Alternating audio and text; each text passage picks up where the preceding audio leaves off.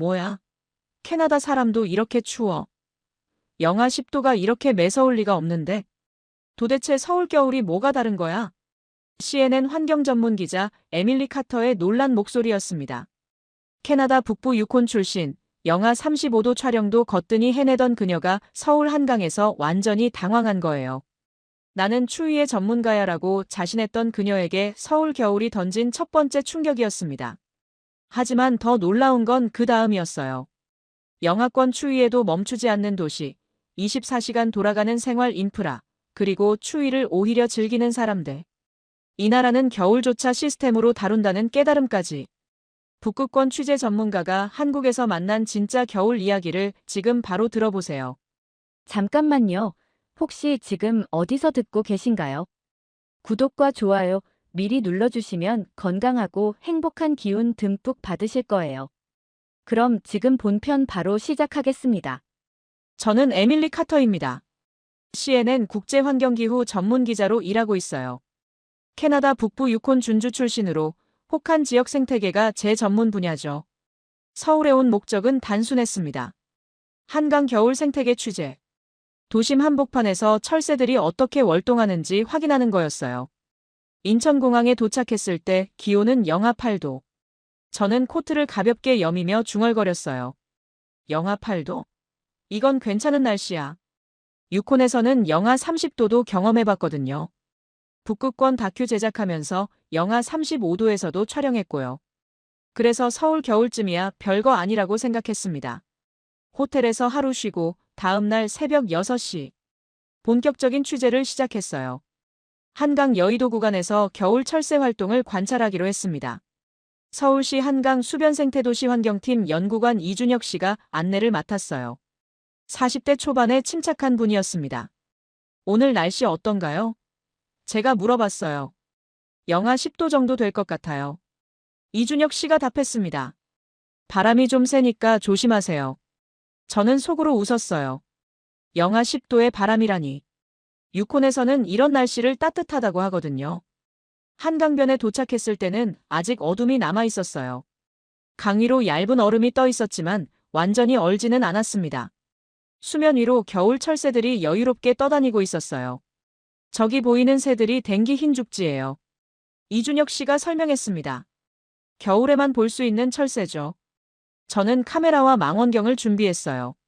삼각대를 세우고 렌즈를 조정하기 시작했습니다. 그때였어요. 갑자기 강 위에서 바람이 몰려왔습니다. 순간적으로 숨이 막혔어요.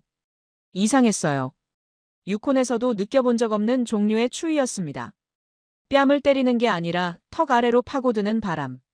눈물이 나는 게 아니라 피부가 쪼개지는 느낌. 손가락이 순식간에 굳어버렸어요. 체감 온도가. 저는 중얼거렸어요. 삼각대의 금속 부분이 장갑을 뚫고 살에 붙는 것 같았습니다. 북극권에서도 이런 적은 없었는데. 서울 겨울은 숫자보다 바람이 세요. 이준혁 씨가 담담히 말했어요. 자존심이 상했습니다.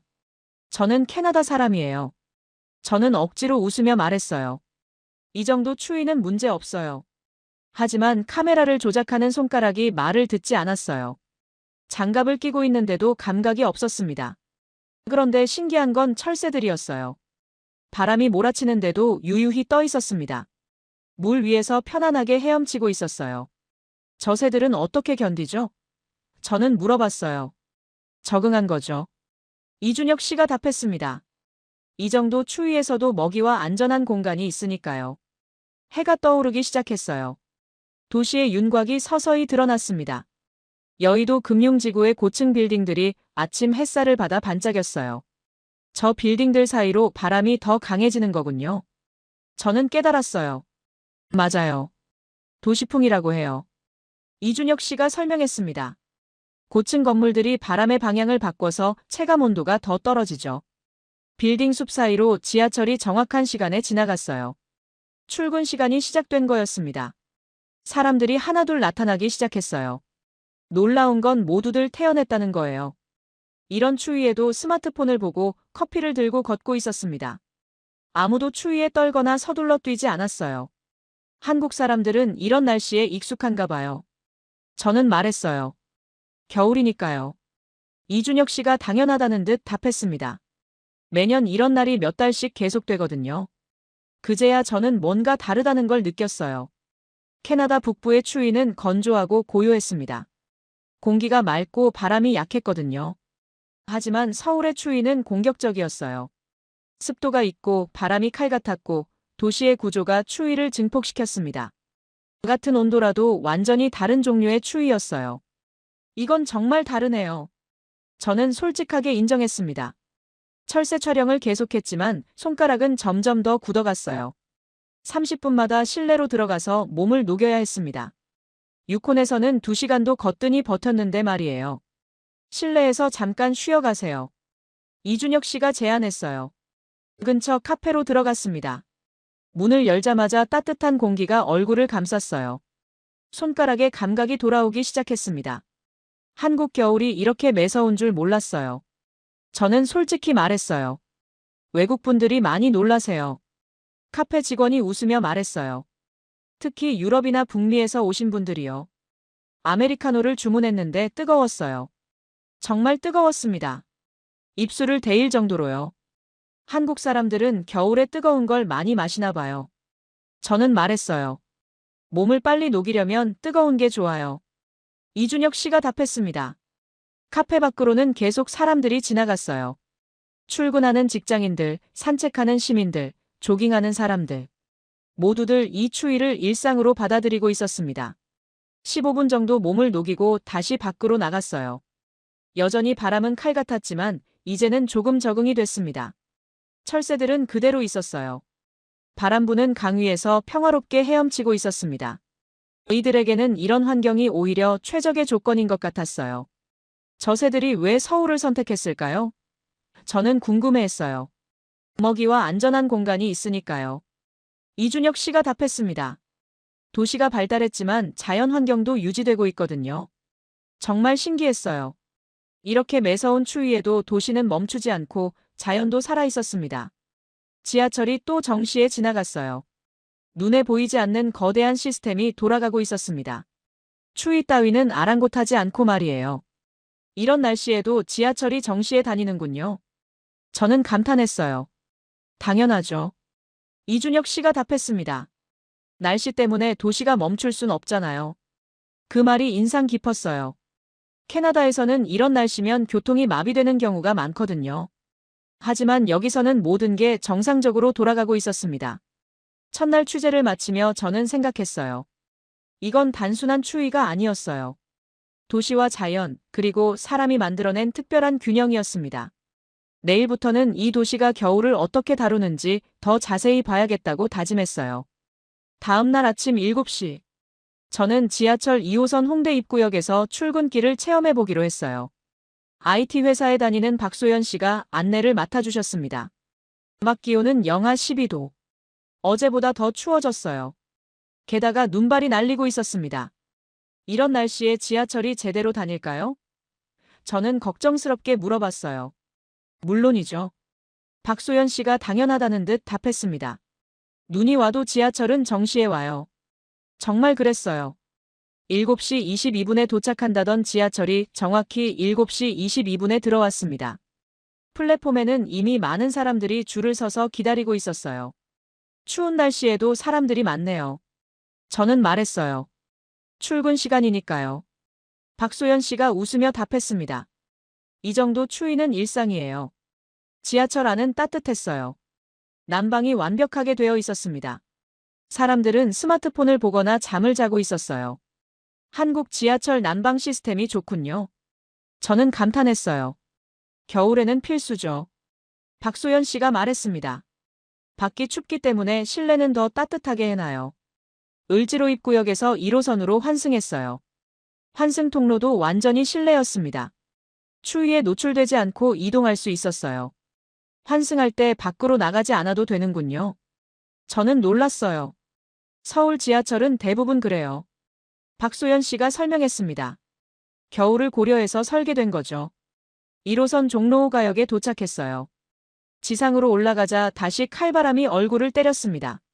하지만 사람들은 태연하게 걸어가고 있었어요. 저기 보세요. 박소연 씨가 가리켰어요. 길 건너편에 버스 정류장이 있었는데 버스가 정시에 도착하고 있었습니다. 눈이 날리는데도 스케줄에 맞춰 운행되고 있었어요. 눈 오는 날에도 버스가 정시에 다니네요. 저는 감탄했어요. 당연하죠. 박소연 씨가 답했습니다.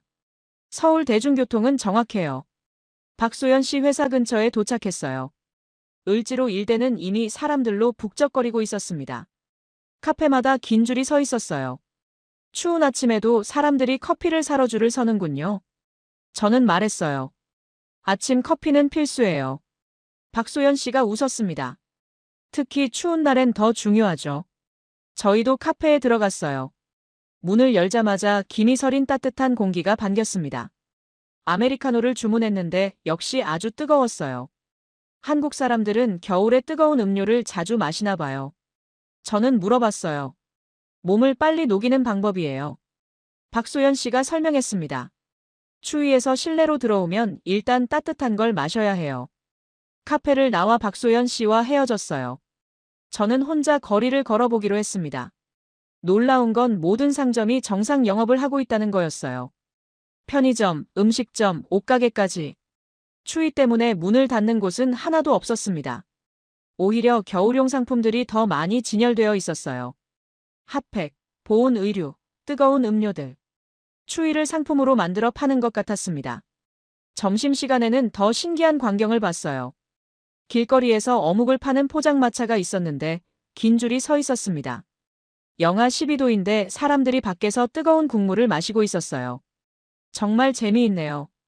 저는 혼자 웃었어요. 어묵 한 그릇을 사서 먹어봤습니다. 국물이 정말 뜨거웠어요. 몸 전체가 금세 따뜻해지는 느낌이었습니다. 이게 한국식 체온 회복법인가 봐요. 저는 중얼거렸어요. 오후에는 홍대 지역으로 이동했어요. 대학가라서 젊은 사람들이 많았습니다. 추운 날씨에도 거리는 활기차게 돌아가고 있었어요. 카페마다 사람들이 가득했어요. 따뜻한 실내에서 공부하거나 수다를 떨고 있었습니다. 추위를 피할 공간이 곳곳에 있었어요. 저녁이 되자 더 놀라운 일이 벌어졌어요. 밤 11시가 넘었는데도 지하철이 정상 운행되고 있었습니다. 게다가 사람들도 여전히 많았어요. 이 시간에도 지하철을 타는 사람이 이렇게 많다고. 저는 놀랐어요. 새벽 1시에 호텔 근처 편의점에 갔어요. 24시간 영업이라고 하더니 정말 불이 켜져 있었습니다. 점원도 있고 손님들도 드문드문 오고 있었어요. 이 시간에도 장사를 하는군요. 저는 감탄했어요. 더 놀라운 건 배달 오토바이였어요. 새벽 1시에도 배달 라이더들이 달리고 있었습니다. 영하 12도인데 말이에요. 정말 믿을 수 없어요. 저는 혼잣말을 했어요. 호텔로 돌아가는 길에 배달 앱을 켜봤어요. 새벽 1시인데도 주문할 수 있는 음식점이 수백 개나 됐습니다. 치킨, 라면, 떡볶이, 야식까지. 이런 시간에 배달이 가능한가요?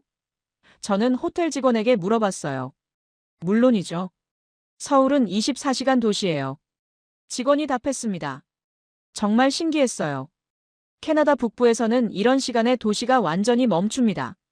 상점들이 문을 닫고 대중교통도 끊기고 배달도 안 되거든요.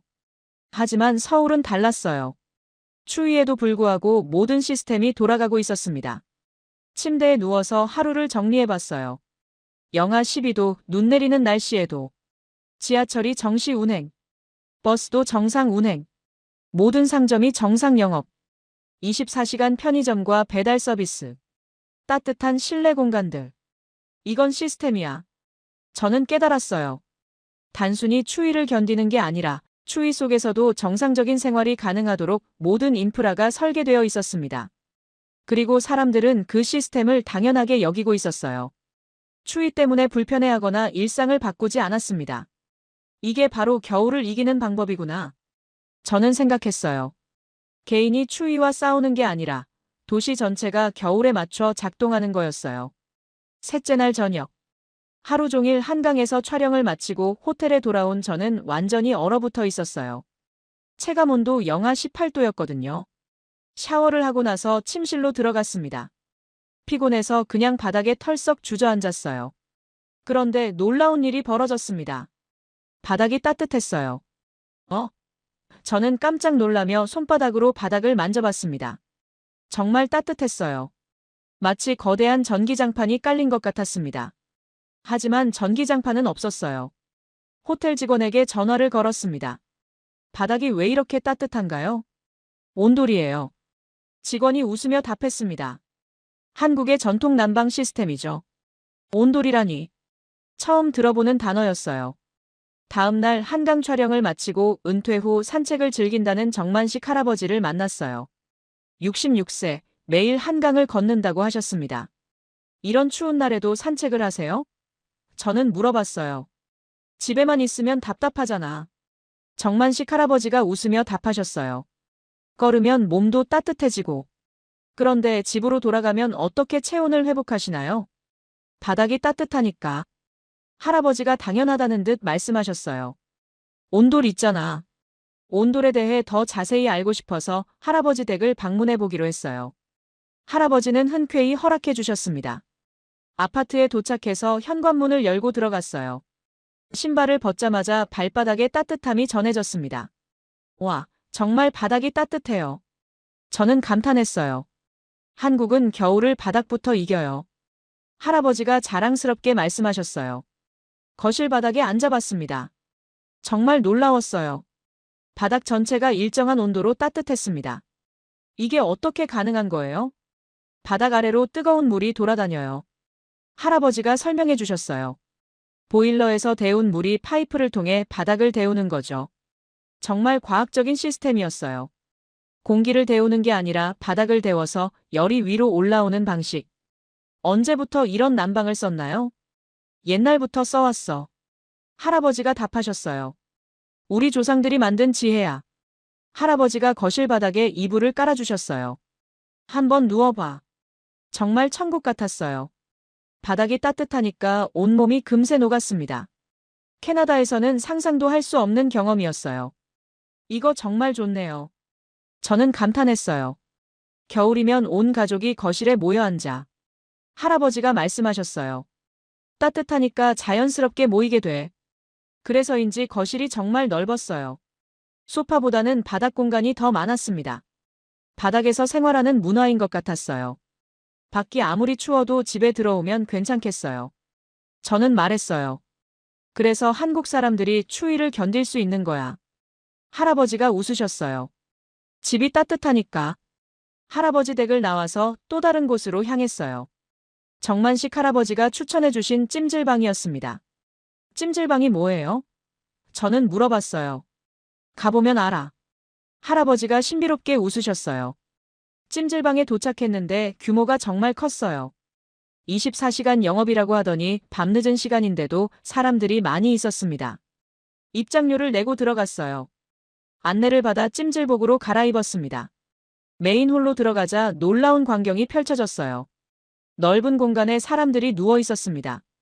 노인, 가족, 학생들까지 모두 편안하게 쉬고 있었어요. 여기서 뭘 하는 거예요? 저는 직원에게 물어봤어요.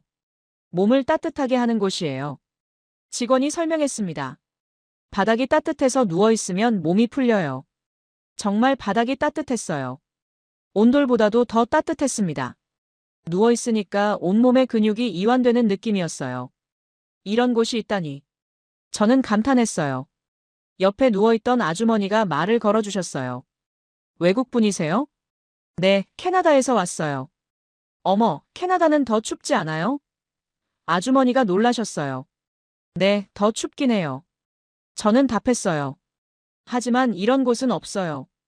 우리는 추위를 이겨내는 방법이 있어요.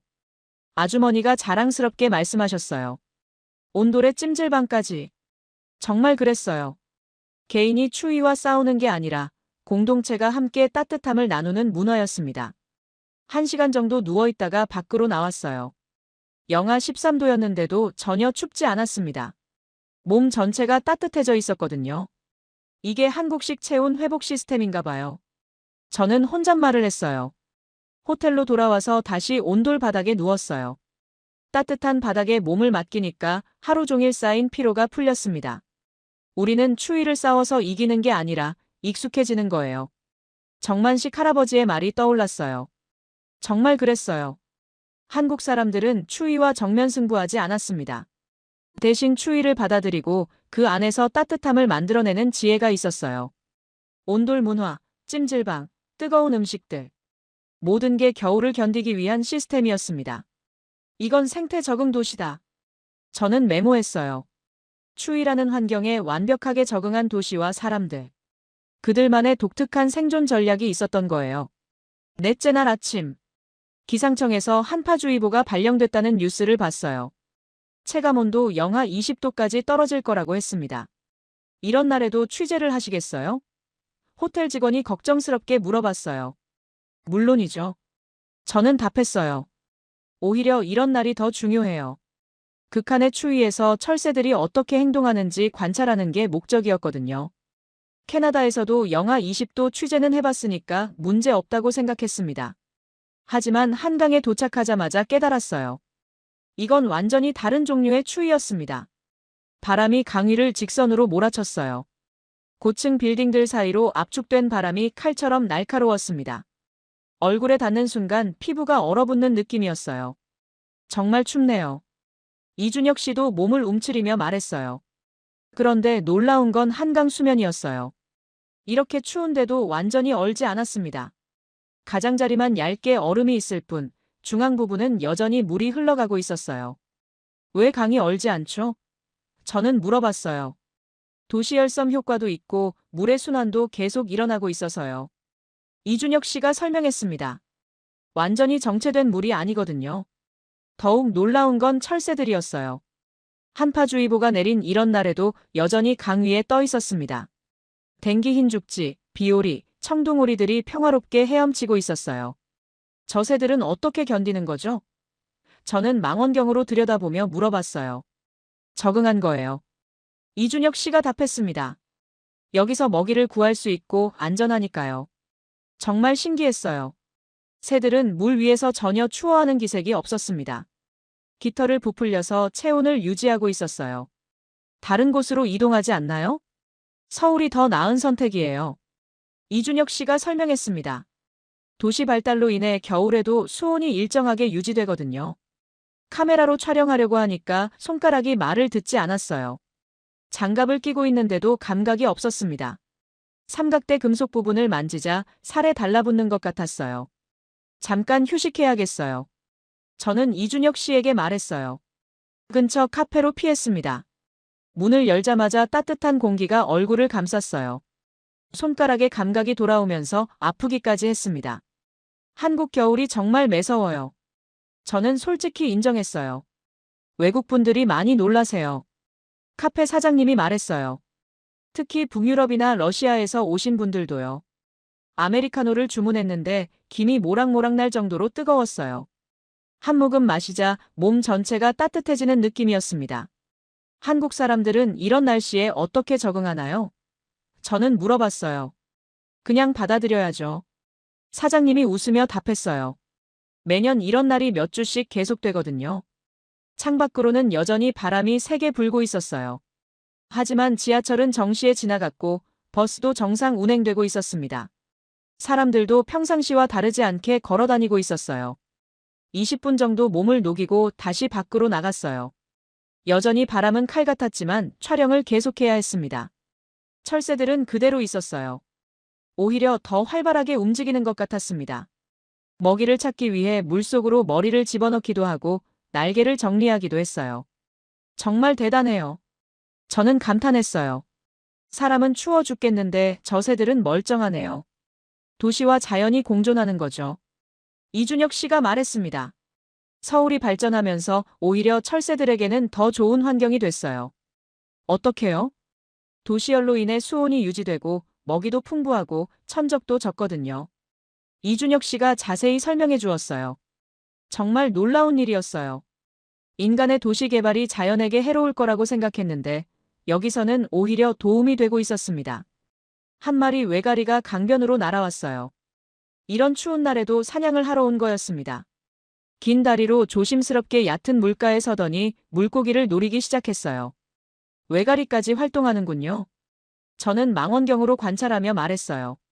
몇 분 후 외가리가 부리로 물고기 한 마리를 낚아챘습니다. 성공적인 사냥이었어요.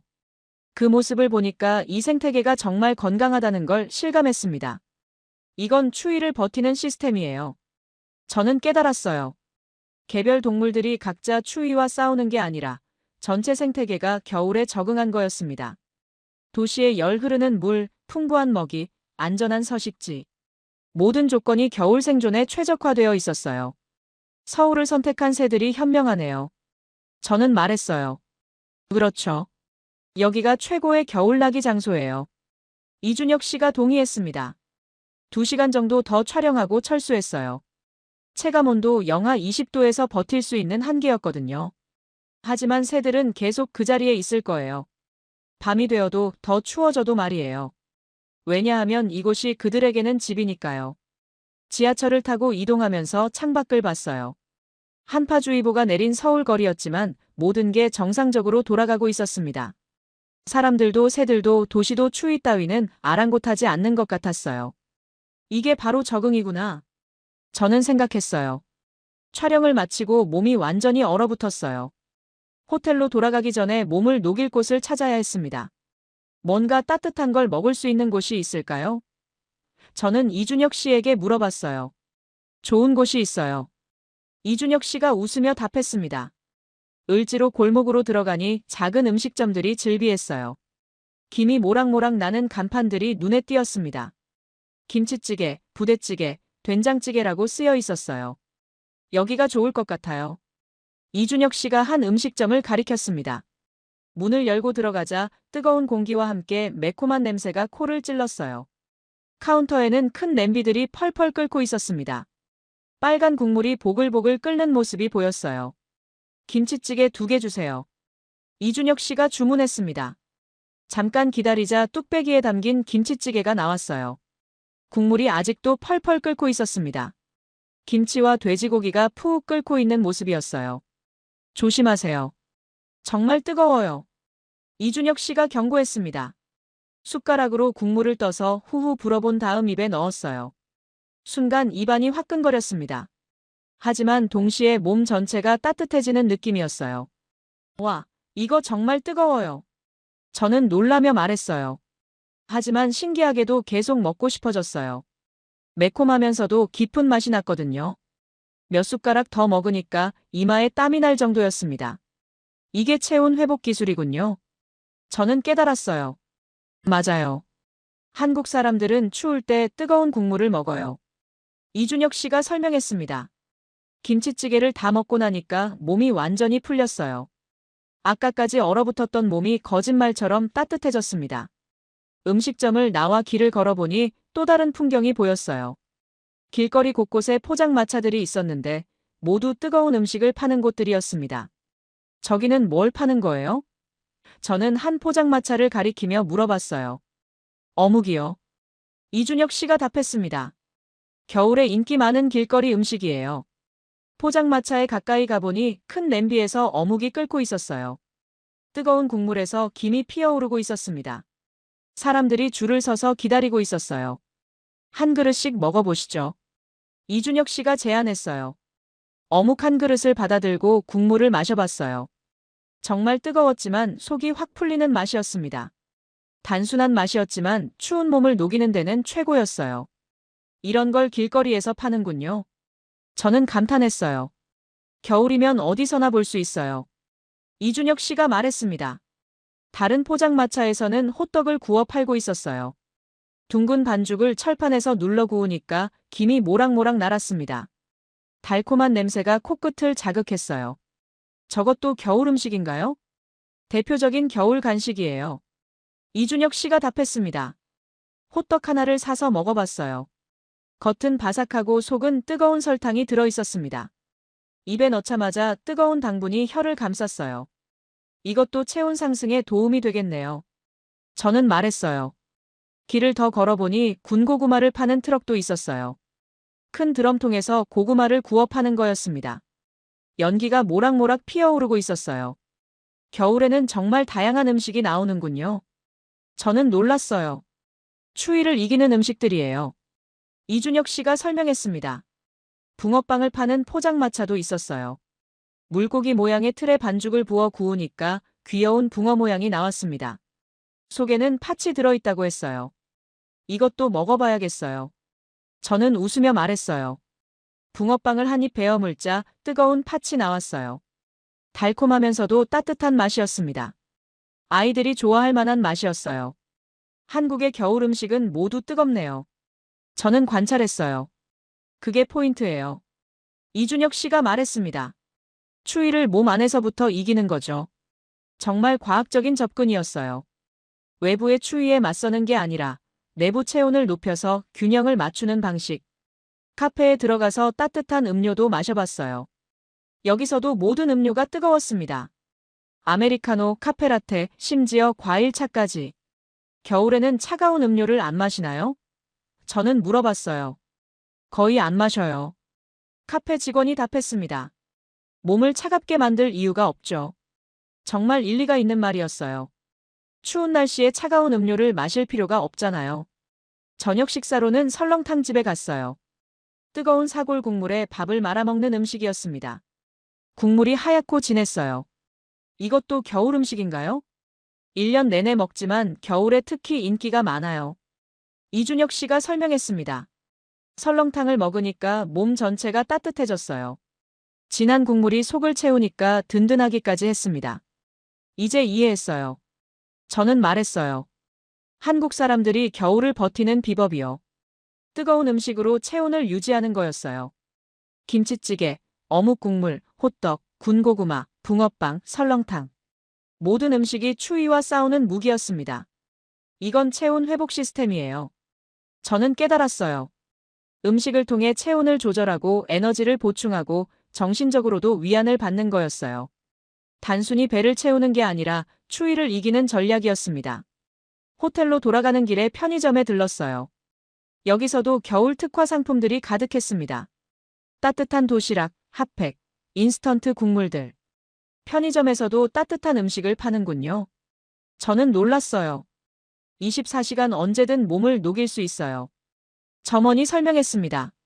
정말 체계적인 시스템이었어요.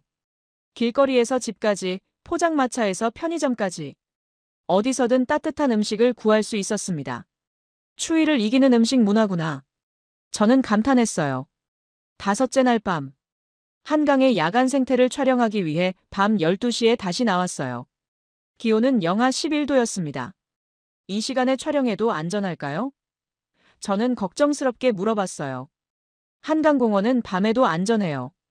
이준혁 씨가 답했습니다. 조명도 잘 되어 있고 순찰도 돌거든요. 정말 그랬어요. 한강공원에 도착해보니 밤 12시가 넘었는데도 조명이 환하게 켜져 있었습니다. 산책로를 따라 일정한 간격으로 가로등이 설치되어 있었어요. 놀라운 건 이 시간에도 사람들이 있다는 거였어요. 조깅하는 사람, 산책하는 커플, 벤치에서 휴식하는 시민들. 모두들 자연스럽게 야간 활동을 즐기고 있었습니다. 정말 이 시간에도 사람들이 나와 있네요. 저는 놀라며 말했어요. 서울은 밤에도 안전하니까요. 이준혁 씨가 당연하다는 듯 답했습니다. 캐나다에서는 상상할 수 없는 풍경이었어요. 밤 12시에 공원에서 혼자 조깅한다니. 특히 여성들도 혼자 나와 있는 게 놀라웠습니다. 치안이 정말 좋은 것 같아요. CCTV도 곳곳에 있고 비상벨 시스템도 구축되어 있어요. 이준혁 씨가 설명했습니다. 무엇보다 시민의식이 좋죠. 삼각대를 설치하고 야간 촬영을 시작했어요. 한강 위로 도시의 불빛들이 반사되어 아름다운 야경을 만들고 있었습니다. 여의도 금융지구의 고층 빌딩들이 화려하게 빛나고 있었어요.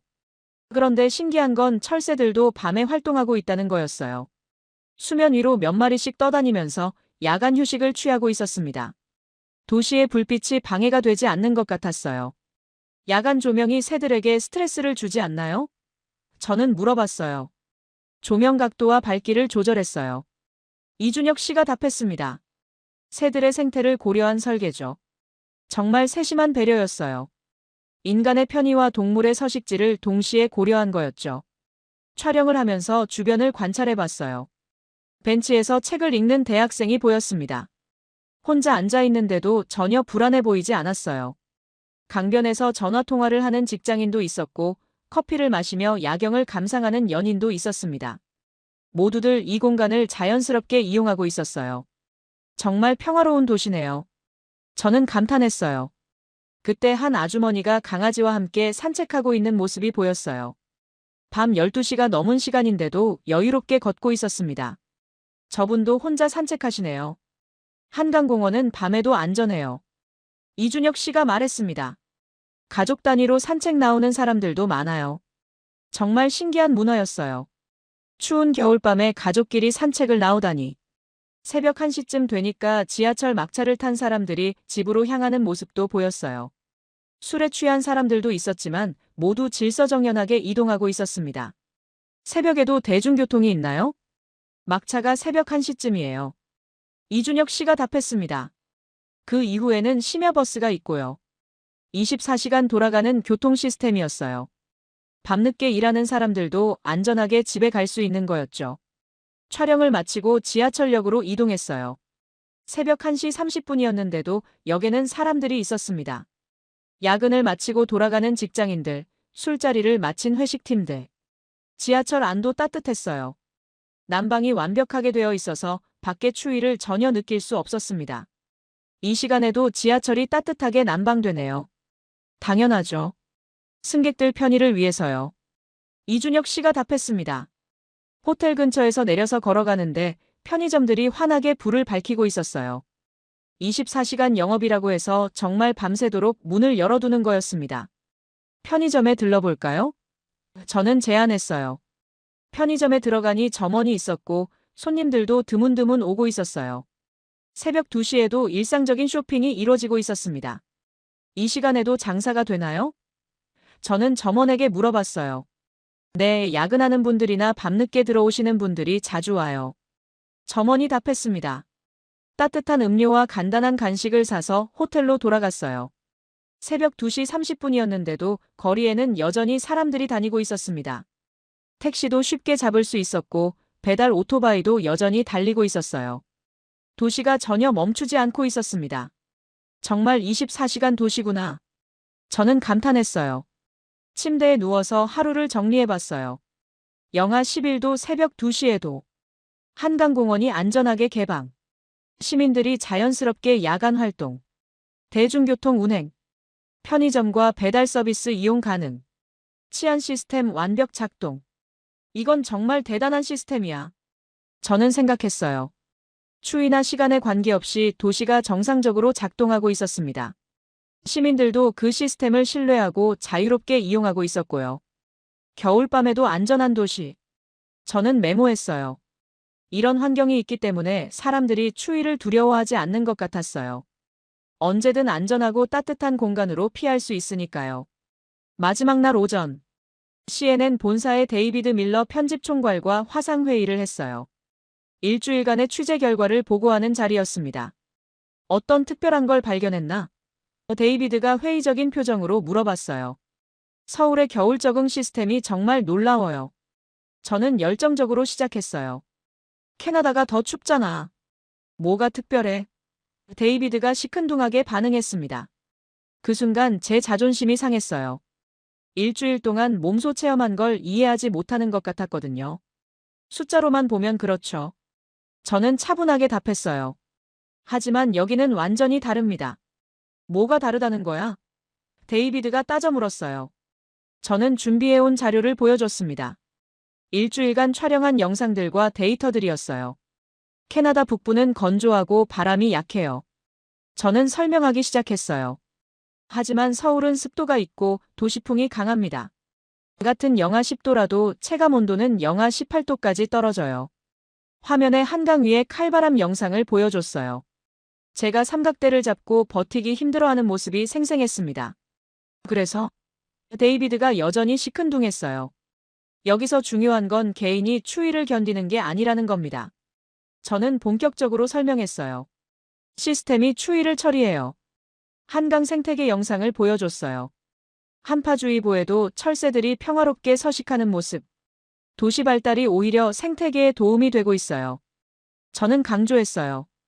도시열로 수온이 유지되고 먹이도 풍부하고 안전하기까지 해요.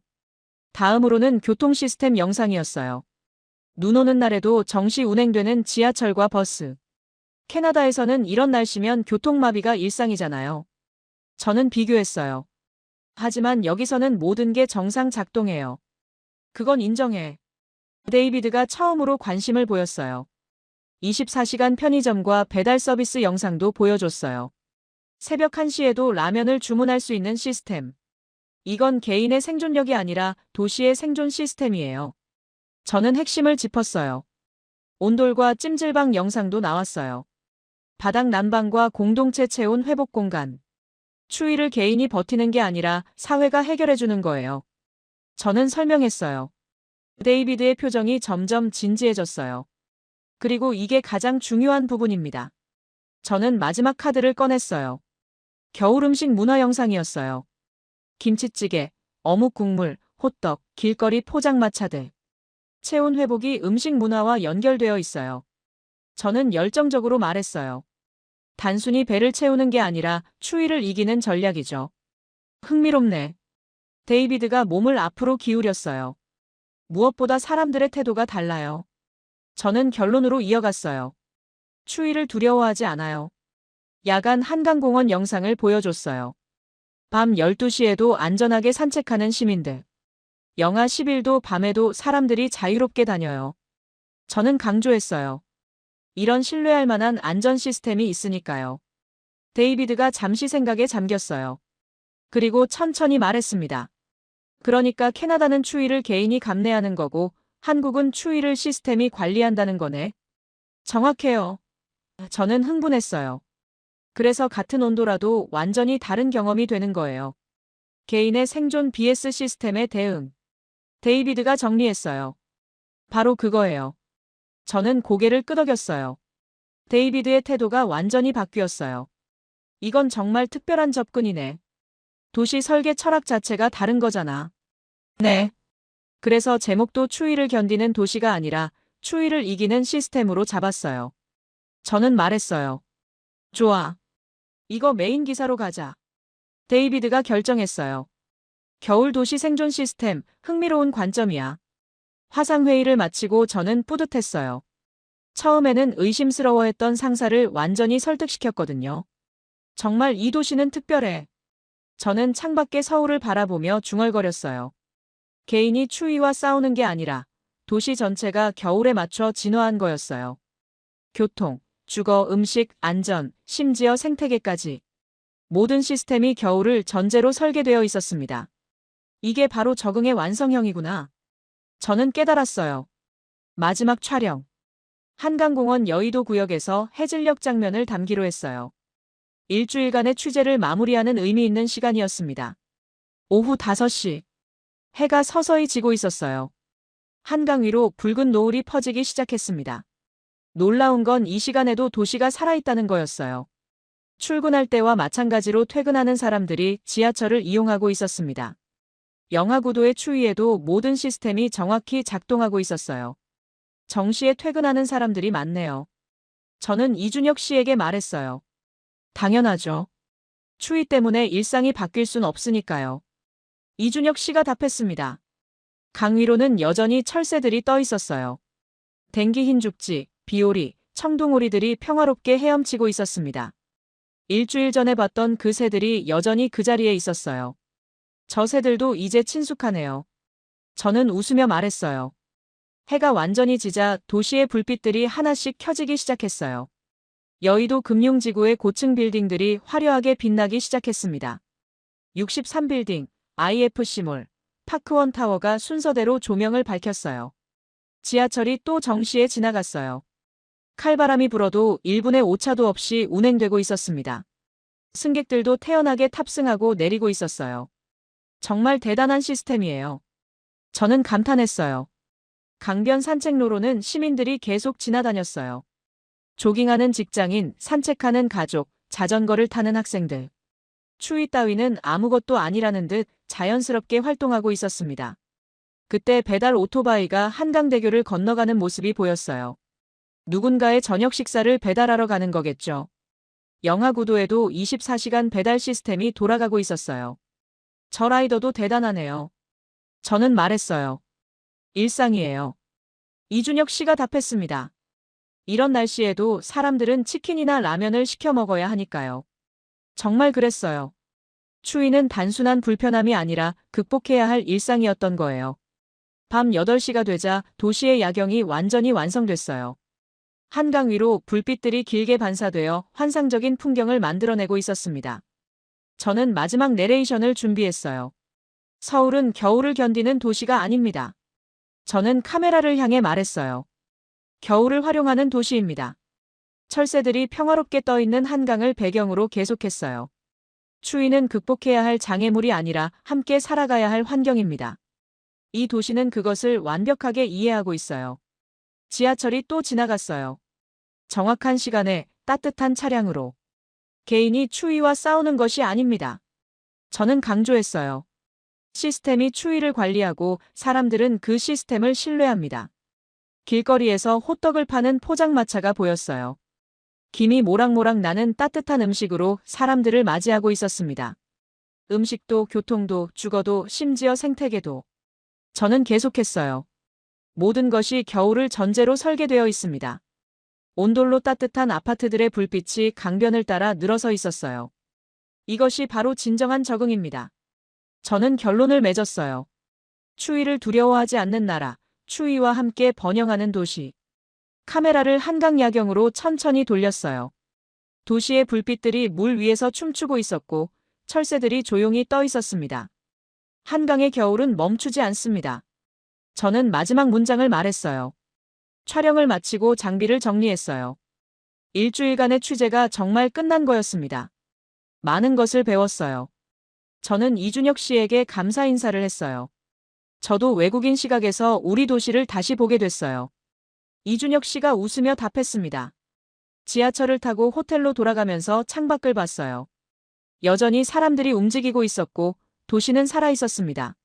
내일 아침 비행기로 캐나다로 돌아가지만 이 도시의 모습은 평생 기억에 남을 것 같았어요. 정말 특별한 도시야. 저는 혼잣말을 했어요. 추위를 이기는 방법이 이렇게 다양하고 체계적일 수 있다는 걸 처음 알았습니다. 개인의 인내가 아니라 사회의 지혜. 그게 바로 이 도시의 힘이었어요. 호텔방의 온돌 바닥에 마지막으로 누워봤어요. 따뜻한 바닥이 온몸을 감쌌습니다. 내일부터는 이런 따뜻함을 느낄 수 없겠죠. 한국의 겨울, 정말 대단했어. 저는 만족스럽게 중얼거렸어요. 창밖으로는 서울의 야경이 반짝이고 있었습니다. 추위 속에서도 멈추지 않는 도시. 겨울과 함께 살아가는 사람들.